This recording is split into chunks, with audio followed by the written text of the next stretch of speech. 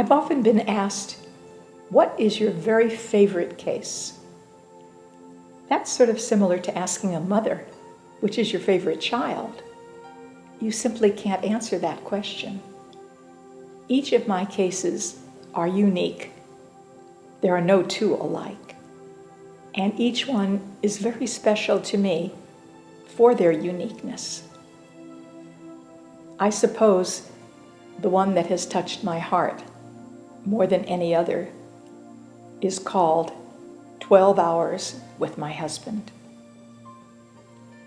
I was called by Johnny Zuriaga, and he asked me if I would please forget all the rules, that I would write a bond for him, for his client, without a signature, without any paperwork, without any money, without any collateral, without even talking to anybody.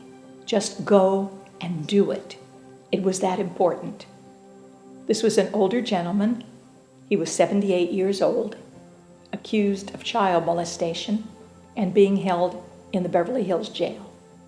He was not in good health, and they were threatening to send him to county jail. Now, you don't send a dog to county jail, let alone a man of advanced age. John pleaded with me to just please go do it, promising me that I would have everything I needed. As soon as I hung up the phone, I received another phone call. It was from my defendant's civil attorney. And he promised, he said, "You have my word, Chickie. Just get him out of there. Tomorrow you'll have everything you need." I couldn't drive from Manhattan Beach to Beverly Hills fast enough. And so I got a bail agent, a local bail agent, to go over to the jail and post the bond on my behalf. Of course, it was still my bond. He was just doing me the service. The following day, the civil attorney called me. He said, "I have to tell you what happened yesterday." He, another friend, and the wife greeted the defendant when he came out of jail, and they all got into their limousine to go to their home in Beverly Hills. They sat around talking until suddenly my defendant announced that he was going to take his life. He said that he simply could not face the charges against him. Well, the group stayed up all night trying to convince him that he really didn't want to do that. When they all fell into bed exhausted, he didn't. He walked into his garage where he had a gun hidden, and he shot himself in the head.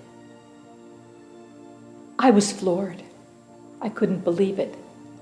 The man was out on my bond for 12 hours. That's all. And he was dead. The attorney asked what I could do about the premium, the amount of money that was owed for the bond.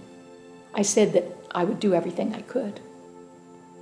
I called my insurance company, and I told them what had happened, and I said, "I don't want the money. I'm not entitled to it." And they said, "Oh, yes, you are. If he had gotten on a plane and gone to a country with no extradition, you would owe the court the full amount of the bond. Just the fact that he died,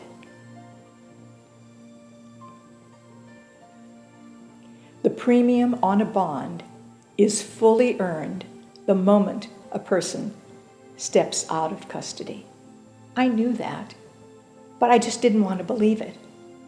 I hung up the phone. I called the Department of Insurance. It was like a recording. They said exactly what the attorney for my insurance company had told me. They said, "Absolutely, you have to collect." I felt awful, but what could I do? When the attorney called back, I told him what I had done, how I had tried, and that I had no choice. And he said, "That's okay, don't worry about it." He was really nice. He said, "Would you please wait until after the funeral?" And I said, "Well, of course." He called back again, and he said, "Would you go to the Bank of America in Beverly Hills, and there will be a cashier's check waiting in your name." I got dressed, feeling very awkward. I just felt like I was doing the wrong thing. I didn't want to be doing this. And I went to the bank. I was greeted and asked to sit down. While I waited, a gentleman came over and said to me, "There's a phone call for you." It was the defendant's wife, and she wanted to talk to me. I thought, oh my God, she's going to holler at me. She's going to refuse to pay. What does she possibly want to say to me? I felt just awful picking up that phone.